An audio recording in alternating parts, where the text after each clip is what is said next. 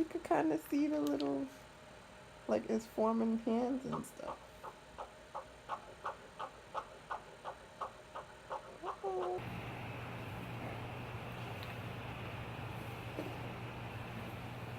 Like I'm super tired.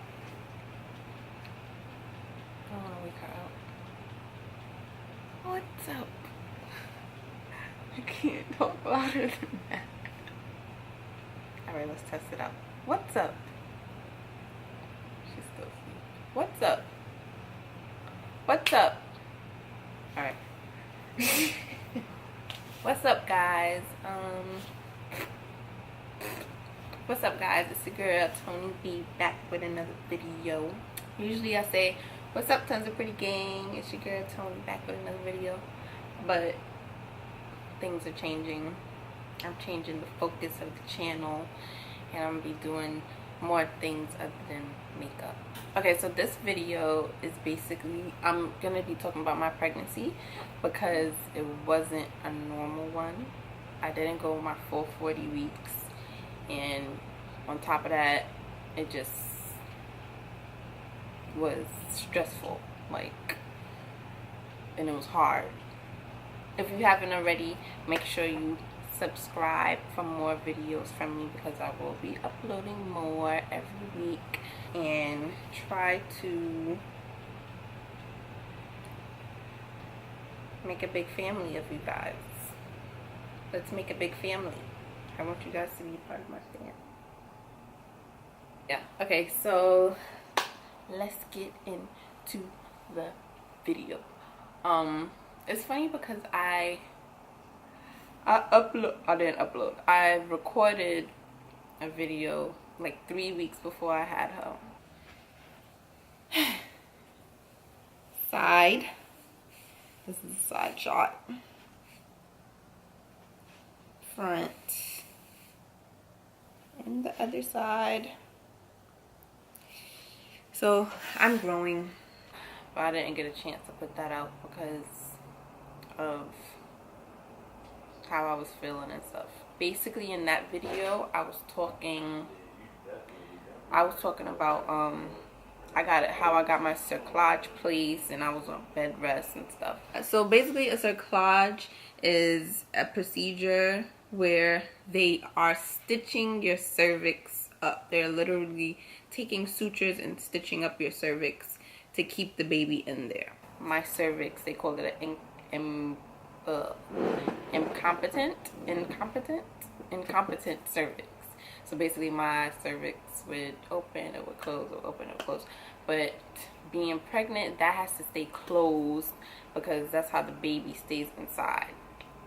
If your cervix opens all the way, that means you were in labor, you having your baby, and that's that. That's why that's not supposed to happen until like you're 37, 38, 39, 40 weeks. This was happening to me 21 weeks. So that's why I had to get an emergency CERCLAGE place to basically save my daughter. How I knew I had to go check that out and stuff, it was a day I was at work, and I work with kids, so you know I'm up and down and stuff, but that day I couldn't move. I couldn't get up. I couldn't stand up straight. Kids was like, Miss Tony, could you do this? Miss Tony, come here. And I just couldn't, like, I just didn't feel well. The pain was like unbearable, and it turns out I was having contractions that whole time, and I didn't know. Like, I was basically in labor. So, but I went the whole day at work. I just stayed seated because I couldn't really get up, but I stayed the whole day at work because I felt like maybe it'll go away. I went to the hospital that night, like in the middle of the night. I went like 1, 2 in the morning, and yeah, that's when they told me I had an incompetent cervix. My cervix was open. They was telling me, they was scaring me because they were saying, you know, that's not good. Guy, he came, and when he was doing the ultrasound, he was really like, he's like looking at the screen like, So me and my boyfriend, like, you're worrying me now. So me and my boyfriend were like, is everything okay? He was like, I'm gonna let the doctor talk to you. I'm gonna let the nurse say something to you, blah, blah, blah. So that he's like scaring me, because now I was already scared, but now he's like super scaring me. You know, like the nurses and them, they didn't have faith. So they didn't give me faith. So I was really scared. I ended up staying the night there. And they had me on complete bed rest. I couldn't move. I couldn't get up to go to the bathroom. I had the catheter in me, the Foley, so I had to pee in a bag. And they had my feet reclined, where basically my head was closer to the ground, my feet to the sky, so that there was no pressure on my cervix. At first they were going to put the CERCLAGE at that time, but I didn't get the CERCLAGE at that time. I ended up going home without the CERCLAGE. I just had to take it easy and stay home and stay in bed, because I was still contracting, and they didn't want to put the CERCLAGE while I was still contracting, because then that could cause more damage if they put the CERCLAGE and they stitch my cervix open, but I'm contracting, and the CERCLAGE rips my cervix, and that'll cause long-term problems for me in the future if I wanted to have children or whatever, more children. So from there, I had to go straight to the hospital. She said, don't do nothing else, just go straight to the hospital. So I went straight to labor and delivery. I was there for like 3 days. I got the CERCLAGE placed like the second day I was there. They gave me the spinal anesthesia, because I couldn't get the full anesthesia because I was pregnant. So they had to put this big ass needle in my spine, and it hurt OD, like literally in my bone. So I couldn't feel nothing from my waist down. So I didn't feel nothing they was doing down there. I just saw them. It was a sheet in front of me, and I saw them all working down there. But yeah, everything went fine with the CERCLAGE. So I got that placed. I bled for like a day, probably a day or two. I bled, and then after that it was fine. But I couldn't go back to work. I had to stay in bed, and I couldn't do a lot of things that required too much, because they didn't want to. One, they didn't want me to put so much pressure on my cervix, and two, they didn't want me to do anything to cause me to start contracting anything. And I also, that means that I couldn't have sex. I couldn't do anything that would arouse me because then that could be cause contractions as well. And so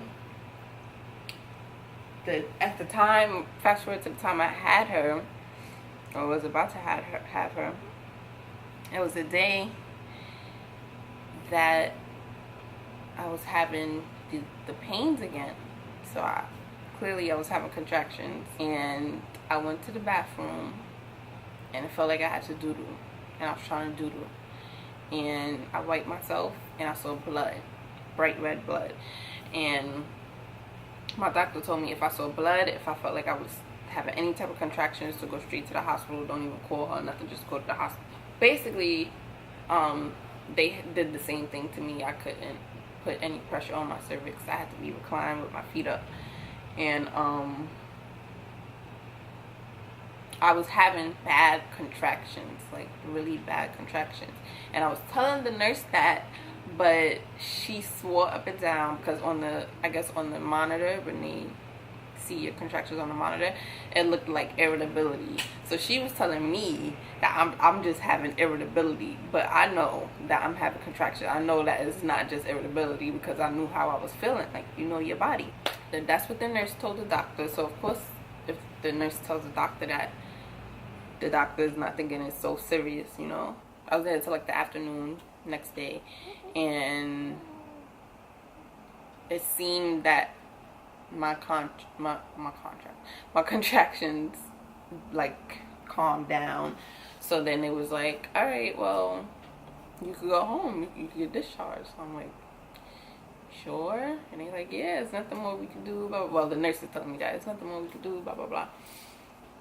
So I'm like, okay. And I kind of felt better. So I was like, all right, maybe. So as soon as I left, I took an Uber, right? So I went in the Uber. No, I got food and I went in the Uber. As soon as I got in the Uber, I felt worse. I get in the house, I felt even more worse. Like I had to go in the bed, crawl up in a little ball because my contractions was hurting so bad. And then I go to the bathroom because I felt like I had to doodle again. And looking back at all of this, I was in labor. Like I was feeling like I had to doodle because she wanted to come out. But I'm trying to doodle on the toilet, and then I wipe myself. I see blood again, and I didn't see while I was at the whole time I was at the hospital. I wasn't bleeding, so I called the nurse, the same nurse that I had. Call her. I'm like, yeah, I don't know if I should come back because I'm bleeding again. She was like, really? Well, no, don't come. If you go to the bathroom and you bleeding again, then come. So I'm like, are you sure? She like, yeah, because you was just here and da-da-da-da. All right. So I'm thinking she knows she talking about. So I stayed home and I was just dying on my bed. So I was asking my boyfriend to come home, or what time he was coming home or whatever. He ended up coming home. I forget what the time was. He came home and we went straight to the hospital after that. And this time I have a different nurse because, you know, the shift change. I went, and the first thing she did was, you know, they gotta ask you all these questions, blah, blah, blah. But then she checked my cervix with her fingers. She checked my cervix. And she checked my cervix, and then she didn't say nothing. And she just walked out. So, and then a next nurse comes in, and she came to do my IV, to put my IV in. She put the IV in me, and she was talking, and then she said, yeah, because, I forget, like, what we were saying, but then she goes, yeah, because, you're gonna have the baby tonight, or something like that. And me and my boyfriend said, what? Wait, we having what? I guess she didn't know that the other nurse didn't say anything yet, so she ran out the room. The other nurse comes back, and she basically was like, yeah, you're like 7 centimeters dilated. So I'm like, what? If you don't know, you gotta be 10 centimeters. They wait for you to like do all the pushing and stuff until you're 10 centimeters. And I was 7, so I'm 3 centimeters away from that. Yeah, I was in labor that whole time. They had to cut out the cerclage because I was so dilated. That's why I was bleeding, because the cerclage, my cervix was opening up and the cerclage was still there, so it was like ripping a little bit. That's why I was bleeding.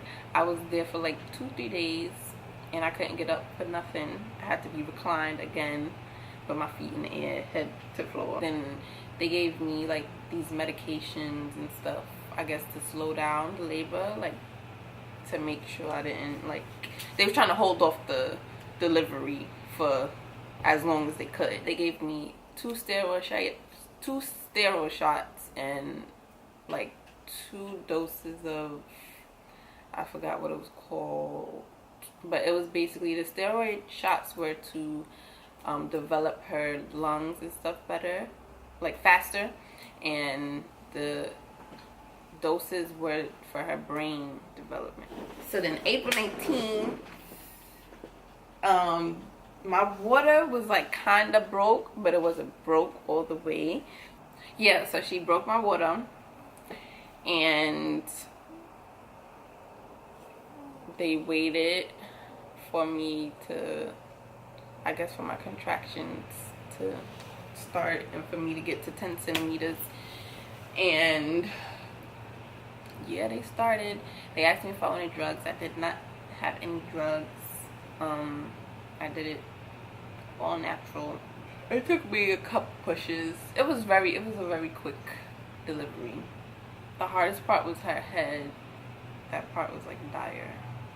I felt like it was like a big doo-doo that I wasn't supposed to have, and it was like, I felt like, all right, let's do this, because I thought it was like she was so small, so it was gonna slip out, and nah, that's not what happened.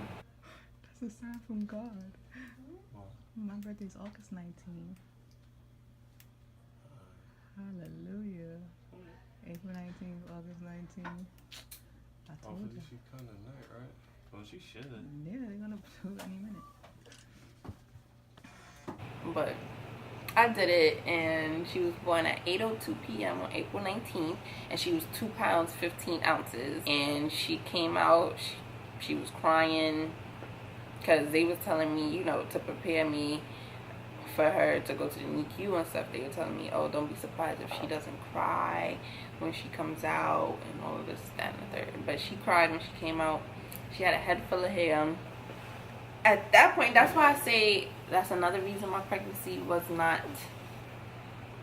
the same as others, because like I couldn't hold her when I pushed her out, because you know all the doctors had to do what they had to do to get her downstairs and get her stable and get her to NICU. I had to wait a little, but you know everybody waits after they have their baby, but I had to wait to go downstairs. I had to wait until she was down there and good before I could go see her.